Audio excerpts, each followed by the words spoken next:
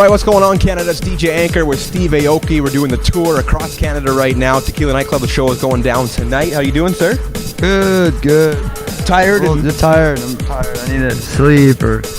Part of being on tour, right? Yeah. So, obviously, a lot of people want to know, since the whole trampoline incident, how's the road to recovery been since that's happened? It was more of a close call, like reality check. I didn't break anything, and there was no permanent injuries, so I got really lucky, actually. So just I kept it cool. No more trampolines for me. You're keeping it low key for now. Yeah, somewhat. I try to be safe with what I do, and most importantly, I try to make sure that the people around me are safe as well. So that's very important to me. I mean, cake is safer than trampolines, right? Cake is soft, and you know, like I try to get the softest cakes possible, so like that way it feels good when you get hit by a cake. Yeah. You know, I got hit by a cake, and with the right cakes, it actually feels like a nice soft pillow of sugar. Now, you're saying that you're starting a new workout and know you're kind of a bit of a health nut. Are the cakes you're throwing out and getting made, are they like low-cal or sugar-free or something like that? No. They're like the local bakery, the locally baked cakes. So no chef is traveling, no pastry chef travels with you? No pastry chef travels, but you know, I stay local. You know, that's trying to, like, you know, stay green on that level. Stimulate the local economy, right? Yeah. No, you know, there's no like huge footprint on bringing cakes in. Yeah.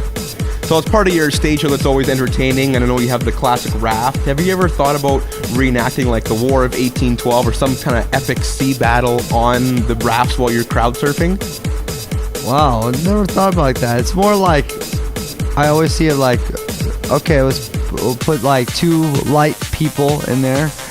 Generally it's girls because they're lighter, so people can hold them up, and try to get them back on stage before they capsize.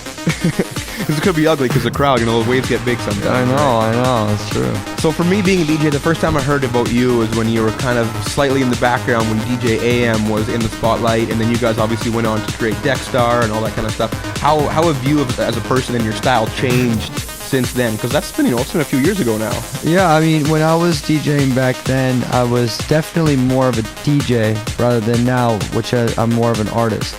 And back then, AM kind of took me under his wing and, you know, was my like guru, my kind of like, you know, someone I really looked up to. Not only as my best friend, but someone that like taught me a lot about DJing, not just like the skill set, but the philosophy. Yeah.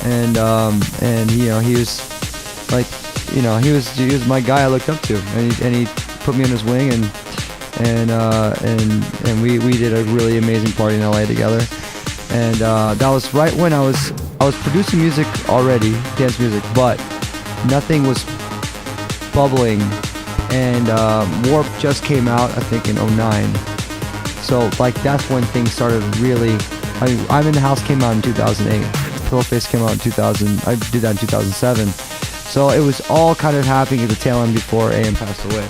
So I was like, in that period of time, I was more just DJing, trying to get out more as a DJ rather than playing as Steve Aoki, the artist, which is where I mean, my sets now are entirely, you know, either 100% my own music or remixes of my records, or I try to make it specific to a experience that's a Dimmock thing or an Aoki thing. So I'm not really gonna play too many tracks, too many popular records, unless I'm playing in Vegas or somewhere where I'm like, okay, you know what, I love this song, and I'm gonna play this Wiz Khalifa record because I love this song. Yeah.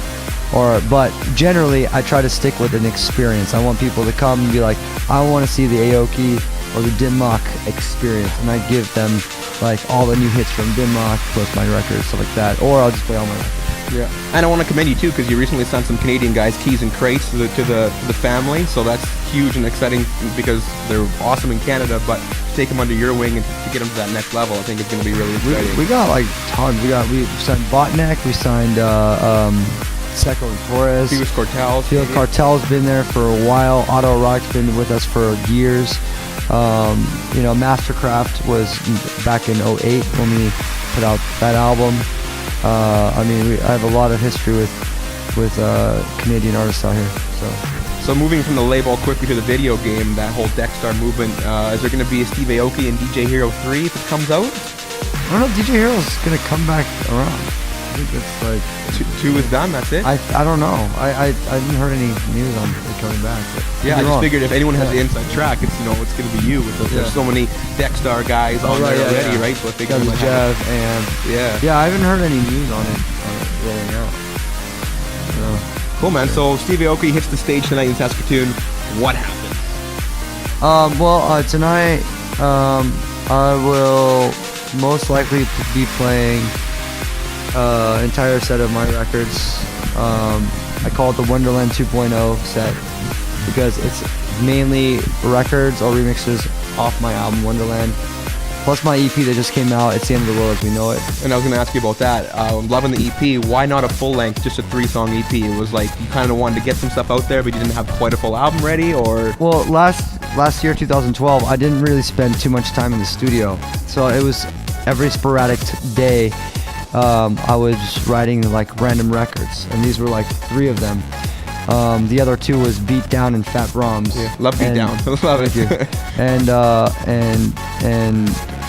Pile Driver, which is a record I did with Knife Party, and that's coming out next year. So I was just more like, oh, I'm in the studio with Knife Party in London. Okay, we actually did 2 sessions to finish that one, and that one's not even done yet. And then there's like other ones, like I did a session with Diplo. We wrote some interesting stuff there, but it wasn't like I sectioned off a period of time for studio time. Actually, I'm doing that after my Canadian run. Through like the next 3 shows I do. I go to Mammoth, and I'm spending 8 days out there. Half of the time I'm reworking on my own music, and the other half of the time Afrojack is going to meet me out there, and we're going to start working on our collab music for 2013. So now I'm sectioning off time. I've carved away time from shows to actually start writing my second album. That's a longer process. Throwing out an EP is much easier for me. Yeah. To like gather songs throughout a period of time and just put them together and throw it out there. But an album, it's more concept driven. It takes a lot more creative input and direction and all that stuff. It's just a much bigger project. Yeah. And I was following you on Twitter today, and you're in Canada, but you landed in Saskatoon, Saskatchewan, and you tweeted about that. What's the first thing that comes to your mind when you hear Saskatoon, Saskatchewan? They're kind of weird. When I think of like Saskatchewan, I think of like the what's that Bigfoot furry guy that like travels in the woods? What's his name? Bigfoot, I think. Oh, Bigfoot, yeah. Sasquatch. Yeah. Yeah, I think of Sasquatch. Like Saskatchewan, Sasquatchewan, whatever it's called. So, I don't know.